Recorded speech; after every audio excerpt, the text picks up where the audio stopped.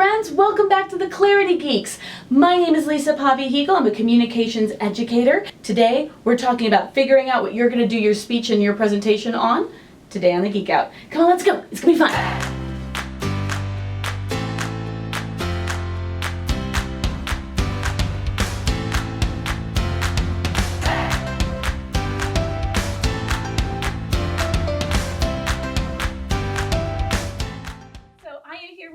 Amazing Fox Smith. You're too kind. And we know each other from a group called Super Heroines, etc., which you are also the president of. Is that correct? Yes. And what is this new thing, this StoryBee that you're doing? It's a mission-driven storytelling workshop incubator, I guess would be a good way to put it, wherein I use storytelling methodology to basically teach skills on communication, inclusivity and diversity training, self-empowerment, and straight up storytelling methods. Why do you think storytelling is important?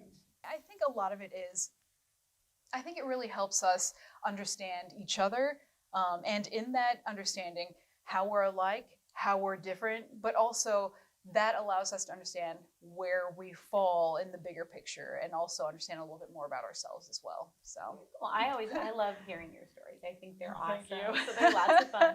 So how do I find my story if I want to be a storyteller? But things I find easiest are, first off, try and just think about different things. And if you don't have a theme, try and think about different things that were poignant to you, right? Like different experiences you've had, different moments in your life that might have been meaningful, or even quiet moments that you might have learned something or that might have changed you in some way.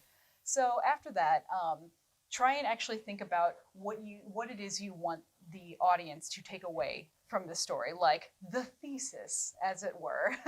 Well, I mean, a lot of people, when they're doing storytelling, they're also might apply some of this information to giving a presentation or a speech. Oh, yes. So yes. A thesis isn't necessarily a weird thing to have, even in something like a story, is it? No, not at all. And I think that's how actually I think storytelling can apply to a lot of, business settings and stuff like that, because essentially we're all telling stories all of the time. Fox, nothing exciting has ever happened to me. Why? I I believe that's untrue. I'm trying to speak as like my audience here. Yeah. A lot of times when I work with clients or I work with students, they'll say, well, I don't have anything to talk about. My life is really boring. So does it have to be something really crazy in order to be a good story? But that's the thing. And that I believe is untrue is to your audience, because everyone has a story. Every single human being. We've all experienced things that other people can connect to, and that's what makes a good story, right? Everyone has experienced fear, betrayal, love, happiness, joy, something funny. Everyone's had something funny happen to them, and people love telling, other people about those things and hearing about those things. I find the best stories pair a little bit of humor with a little bit of poignancy.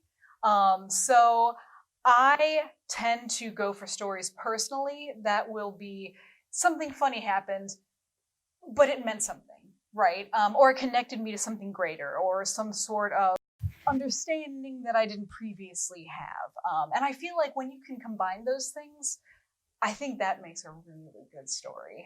And I think, honestly, there are opportunities probably to tell all of those stories, just depending on what the theme is, what you're comfortable sharing with people, because some might ultimately end up being a little bit vulnerable. A lot of times when you come up with a story, it can be very telling if you try telling that story out loud in front of a mirror, and if you get to a point where you're like, oh, I don't feel comfortable anymore, that might be one to rest on for a little bit before actually going out in front of people and sharing it. Should I purposely pick a topic because I think it's going to shock people and make them because everybody tells me to be memorable. Well, should I tell a shocking story? I think if there's a reason to tell a shocking story, I generally say don't do it just to shock, because, I don't think it has a lot of value to shock just to shock. You want to have a deliberateness behind why you do things. And I think this goes for everything, not just storytelling.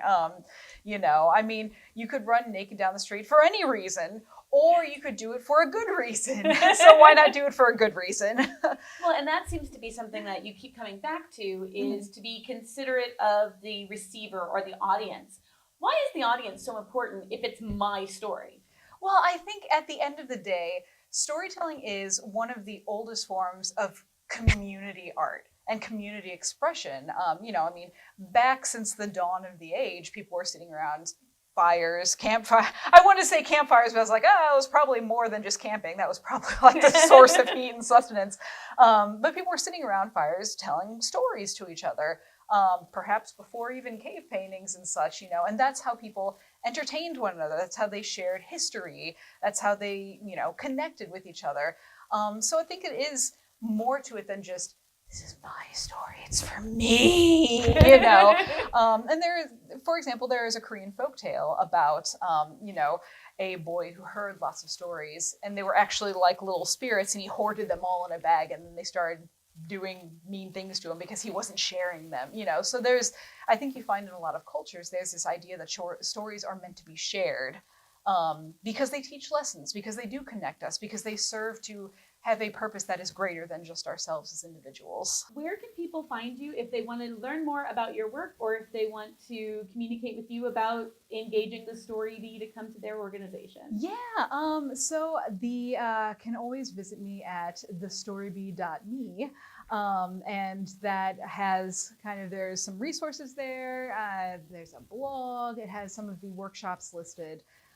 There is also an Instagram. I'm getting a Facebook going. So all the social medias, and you can also email me at info@thestorybee.me. Cool. Now, you're also quite the Instagram goddess. If people wanted to follow your personal Instagram, where would they go? Yeah, I can be found at Rockette, like the Rockettes. That was a dancing. Nice. I like that. Yeah, that was very cool. Rockette Fox. And that's, the YouTubes, the Facebooks, the Instagrams, the Twitters. I'm not very good with Twitter, but it's there for fun. And I will just say, you can not only see Fox, but you can also see Chive and Basil and Jameson. Who are her 3 pet rats. Yes, who and sometimes are the dogs, amazing. sometimes the cats. There's a lot. She does a lot of things. Excellent. Very cool. Well, thank you so much for your time. I really appreciate it. Yeah, thank you so much. It's been a pleasure. And we have been geeking out with Fox Smith. And until next time, be kind, be clear, be awesome. See you soon.